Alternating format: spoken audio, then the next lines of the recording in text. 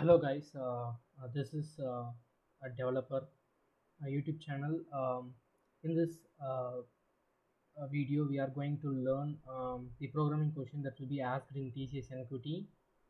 This is a part 1 video. I will be uploading mm, other parts as well. Uh, Today we are going to discuss a programming question that is asked in 2021 this year for NQT.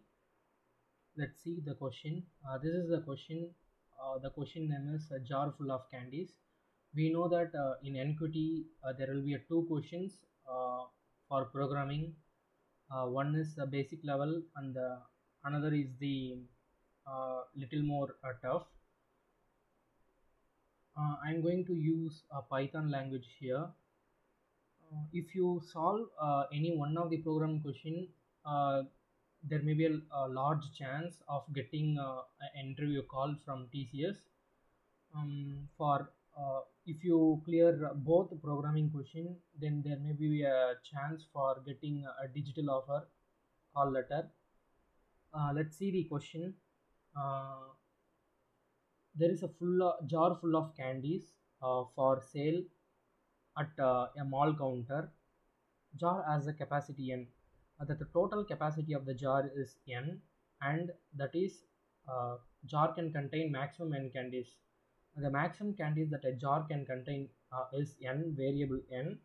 Then at any point of time jar can have m number of candies. The jar can have m number of candies which is less than or equal to n. Okay, then the candies are served to the customers. Jars never remain empty, as when last n k candies are left. K candies are the remaining candies that are left. Jar if refilled with new candies in such a way that jar get full. Write a code to implement above scenario. Display jar at counter with available number of candies. Input should be number of candies, and number of candies one customer can order at a time. Update the jar after each purchase and display jar at the counter. Then the output should be like should give the number of candies sold, the number of candies that is sold for the customer, and the updated number of candies.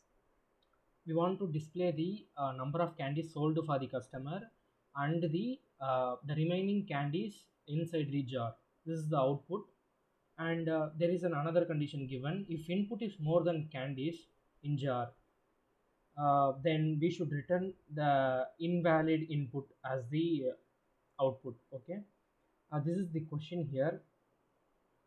Let me explain in a short way. For example, there is a machine in a shop. You are going to buy a candy from a machine. If you buy a two number of candies, then the machine will be automatically updated. For example, uh, the machine have 10 candies. If you buy two candies, then when another customer uh, see the screen of the candy machine, then he can know that there are remaining 8 candies, like that. This is the basic explanation for this question. Let me do this question with the help of Python. I also share the this question with other languages. The link will be provided in the description. You can check it there. Then this is the basic test case is given. Here given n is the total number of candies, where here the total number of candies is 10. It is the fixed value they have given.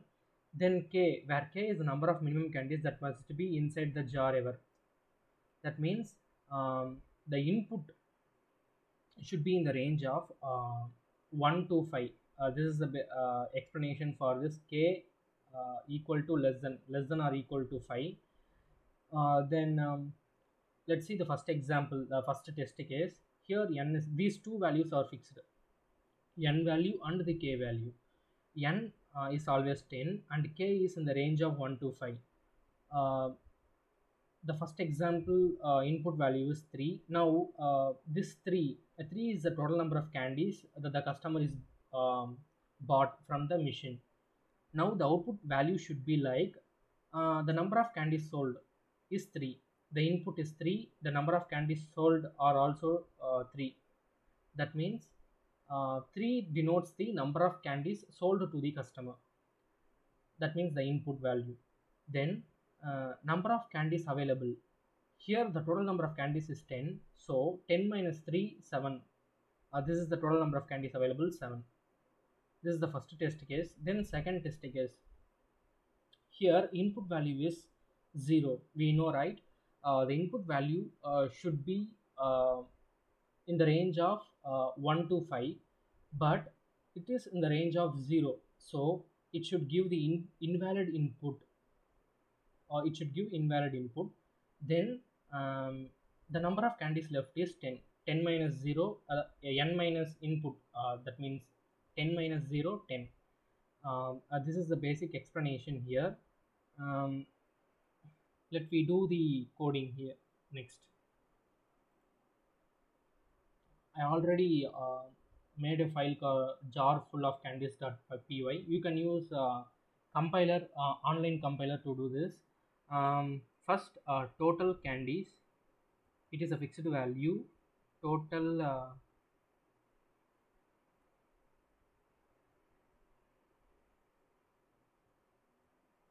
candies in jar equal to 10. Then k value equal to 5. These two values are fixed value. This let me take the input.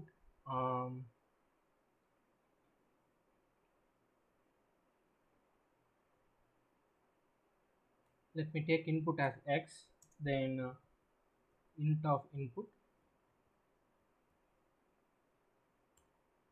Then we should check the condition here. If x in range of, the input value should be in the range of 1 to 5, right? I'm checking here 1 to 6. We know, right? While giving in range, or while using it in for loop, we should give an extra value here. For example, the range is 1 to 5 means we should give 6 here. We know that's the basic thing right here. Then we are checking here the input should be in the range of 1 to 6. Then we can print number of candies sold. Let me check how this looks. Number of candies sold 3. Then number of candies available 7.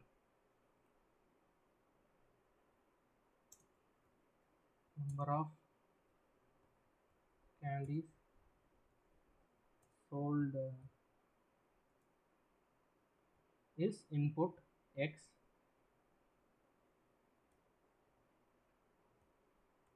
then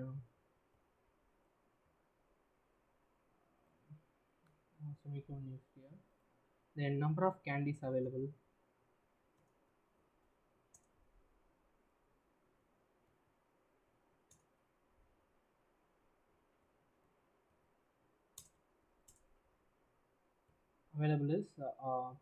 total candies minus the input value, that means x. Else we should print invalid input. Then we can print the total number of candies available. Number of candies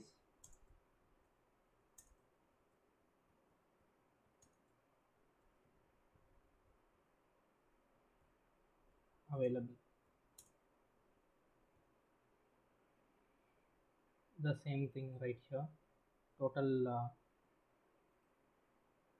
candies in jar minus the input value. This is the logic and a program for the jar full of candies question. You can try out using your compiler, and you can try this using Python, or you can also try it with C. I'll be giving the program in all the languages. In the description you can check it there, you can check out there. Let me compile this here. It's asking for input. Let me try with the first test case. Input is 3.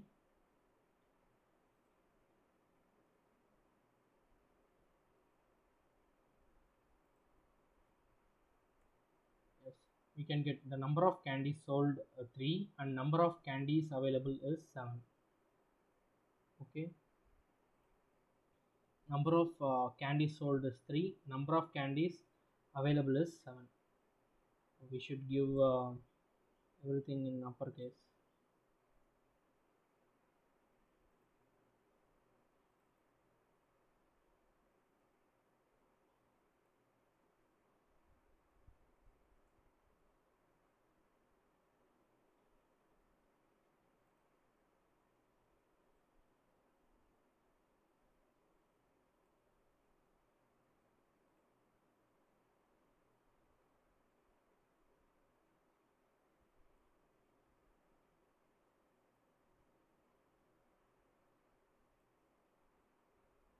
We should give everything in uppercase. Let me try the another test case. 0. um, Let me compile this again. Let me give the input 0. Now you can see the invalid input and number of candies available 10. Yeah, that's it. You can try this coding question in your own language. I will be giving the answers in the description below. Check out that. Okay guys, bye. I'll be coming with next programming question in part 2 video. Bye, chill.